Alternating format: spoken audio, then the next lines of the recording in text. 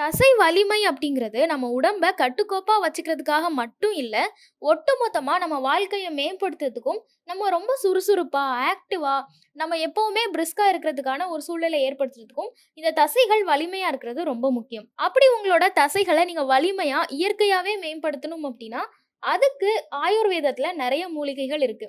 அது என்னென்ன மூலிகைகள், அந்த மூலிகைகளோட பயன்பாடு என்ன அப்படிங்கிறது தான் இந்த வீடியோல பார்க்க போறோம். பொதுவா நம்ம அதிகமா எக்ஸர்சைஸ்லாம் பண்றோம். அப்படி எக்ஸர்சைஸ் பண்ணும்போது நெறைய புரோட்டீன்ஸ்லாம் எடுத்துக்கணும்னு நெனைக்கிறோம். இப்படி நம்ம புரோட்டீன்ஸ்லாம் நெறைய எடுத்துக்கும்போது, தசைகள மேம்படுத்துறதுக்கான ஆயுர்வேதத்துல சொல்லியிருக்கிற நெறைய மூலிகைகள நம்ம கவனிக்க மிஸ் பண்ணிடுறோம். அப்படிப்பட்ட ஒரு முக்கியமான மூலிகை தான் சதாவரி. இந்த சதாவரி அப்படிங்கிறத மூலிகைகளின் அரசி அப்படின்னு சொல்றாங்க. இந்த சதாவரி உங்களோட தசை வளர்ச்சிக்கு பெரிய அளவுல உதவி செய்யும். இதுல இருக்கிற ஆன்டி ஆக்சிடென்ட் ப்ராப்பர்ட்டீஸ் எல்லாமே தசைகள்ல இருக்கிற வீக்கத்த குறைக்கிறதுக்கு உதவி செய்யும். உங்க உடல்ல இருக்கிற தசைகள் எல்லாத்தையும் திடமான தசைகளா மாற்றுறதுக்கும், புதிய தசைகள், ஆரோக்கியமான தசைகள் வளர்றதுக்கும் இது உதவி செய்யும். அதே மாதிரி உடம்புல ஹார்மோன்கள் சமநிலைய பராமரிக்கிறதுக்கும் இந்த சதாவரி பெரிய அளவுல உதவி செய்யும். 2வது மூலிகை என்ன அப்படின்னா அஸ்வகந்தா. தசை வளர்ச்சிக்கு அஸ்வகந்தா ஒரு முக்கியமான மூலிகையா பார்க்கப்படுது. இது நம்மளோட தசைகளை வலிமையா பாத்துக்கிறதுக்கும், தசைகளை மேம்படுத்துறதுக்கும் பயன்படுத்தப்படுது.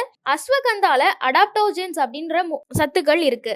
இதனால நம்மளோட தசை வளர்ச்சியை மேம்படுத்துறது மட்டும் இல்லாம, நமக்கு மன அழுத்தங்கள் ஏற்பட்டிருந்ததுன்னா அதை கட்டுப்படுத்துறதுக்கும் இந்த அஸ்வகந்தாவை பயன்படுத்தலாம். இந்த அஸ்வகந்தாவோட பொடி நாட்டு மருந்து கடைகள் எல்லாம் கிடைக்கும்.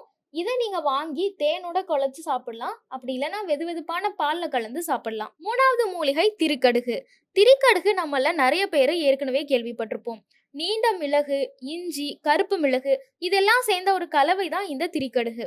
இந்த மூலிகையில 3 சக்தி வாய்ந்த இணைப்பு மருந்துகள் இருக்கிறதுனால இதுக்கு ஏராளமான மருத்துவ குணங்களும் இருக்கு. இது 3மே ஒருங்கிணைக்கப்படும் போது நம்ம உடல்ல இருக்கிற தசைகள்ல இருக்கிற பிரச்சனைகள் எல்லாம் நீங்கி தசைகள் ரொம்ப வளமாவும் வலிமையாவும் மாறும். இந்த திரிக்கடுகு உடம்புல இருக்கிற கொழுப்பை இழக்கிறதுக்கும் உதவி செய்யும். அதனால வெயிட் லாஸ் பண்ணணும்னு நினைக்கிறவங்களும் திரிக்கடுகை எடுத்துக்கலாம். அடுத்தது நெரிஞ்சில்.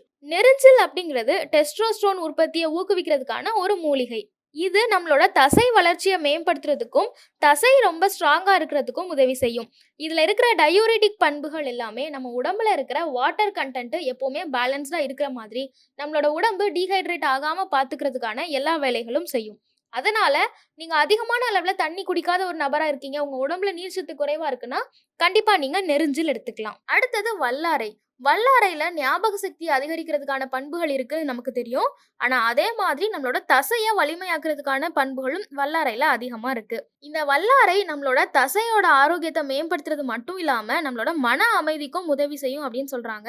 ஏன்னா இதுல இருக்கிற அடாப்டோஜெனிக் பண்புகள் எல்லாமே மன அழுத்தத்தை குறைக்கிறதுக்கும், ஒரு அமைதியான சூழ்நிலையில நம்மளோட மனசை வச்சுக்கிறதுக்கும் உதவி செய்யும் அப்படின்னு சொல்றாங்க. அதனால வல்லாரை கீரை உங்களுக்கு கிடைச்சது அப்படின்னா கண்டிப்பா அதை பயன்படுத்துங்க.